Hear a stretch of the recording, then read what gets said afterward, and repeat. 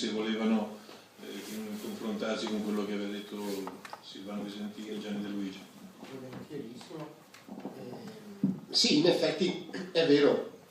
c'è questa apparente contrapposizione fra libri di carta e libri elettronici. Io penso però personalmente, ma questa è una mia idea, e come tante delle mie idee può essere anche sbagliata, anzi dopo si rivelano sbagliate, che non sono in realtà uno la sostituzione dell'altro, perché sono due cose apparentemente simili ma molto diverse, con due obiettivi differenti, e siccome di natura sono ottimista, penso invece che la nascita del libro elettronico possa favorire nel contempo la diffusione di vecchi libri che sono materialmente introvabili perché sono opere rarissime che si trovano solo in certe biblioteche e che invece così possono essere riprodotte elettronicamente e rese disponibili a tutti praticamente. E nello stesso tempo la possibilità di stampare a poco prezzo dei libri elettronici possa fare in modo che tantissime schifezze che noi vediamo in libreria non le vediamo più, e che magari finalmente il libro torni ad essere un veicolo di cultura e non un veicolo di schifezze o demenze come è attualmente, perché ora ne abbiamo una enorme crescita di libri commerciali disgustosi che servono a coprire le spese dell'editoria, quella vera e propria, quella serve seria. Ecco, io la vedo così, come per esempio siamo molto fortunati che l'introduzione della polpa di legno nell'industria cartaria farà sì che circa il 95% della produzione libraria del Novecento nell'arco di 50 anni scomparirà completamente, lasciando finalmente l'umanità libera di uno dei secoli più tristi della sua storia. Ecco, questo è il mio pensiero a tale riguardo.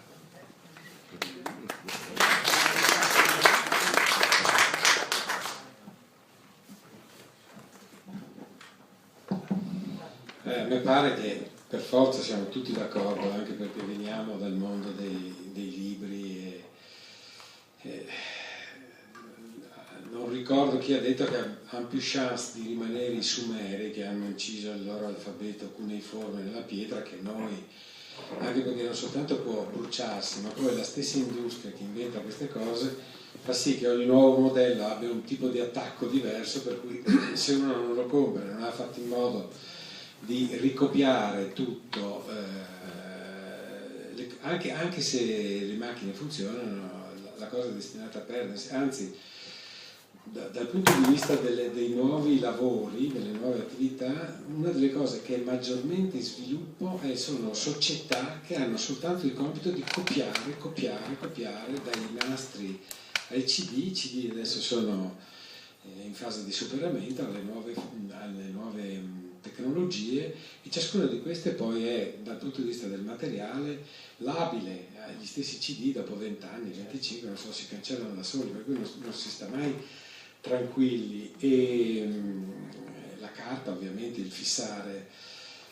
in qualche cosa di consistente, di rigido, e rimarrà, io mi auguro, una delle soluzioni.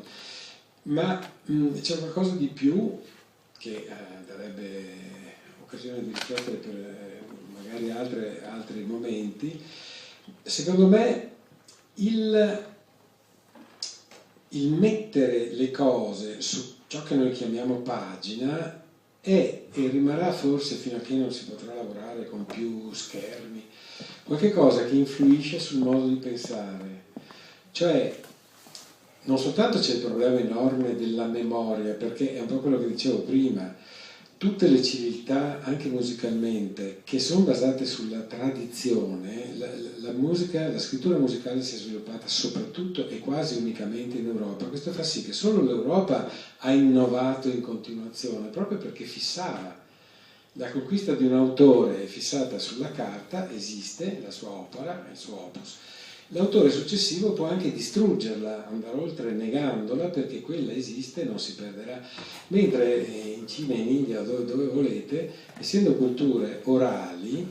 labili, non possono innovare. Ogni nuovo autore non può cambiare una nota, se no nel giro di pochissimo si perde l'originale, si perde il patrimonio precedente. E questo è qualcosa che ha fortissimamente ha a che fare con la capacità e la possibilità di rivoluzionare. Quindi, ancora una volta, come abbiamo già detto tante volte, avete detto, siamo agli inizi di qualcosa che di sicuro innoverà ma farà perdere e che auguriamoci produrrà i propri anticorpi, cioè mi viene in mente il tuo libro, il tuo romanzo bellissimo, produrrà il comando in forma di esseri umani o in forma di tecnologie che osteranno a questo cambiare per perdere e correre in continuazione, trovando nuove forme di fissazione che sono anche modi di pensare le cose. Per esempio, compositivamente a me succede di prendere gli appunti in maniera, anche se vogliamo, istintiva, con l'ispirazione, e poi metterli sul tavolo e cercare il modo in cui ciascuno di essi viva al meglio nella prosecuzione, nella consecuzione degli eventi, e questo si potrà fare di sicuro in futuro. Adesso lo scorrere delle pagine sullo schermo e essere sempre solo su quella pagina e le altre le devi pensare, è diverso dalla strategia che ti permette la carta, però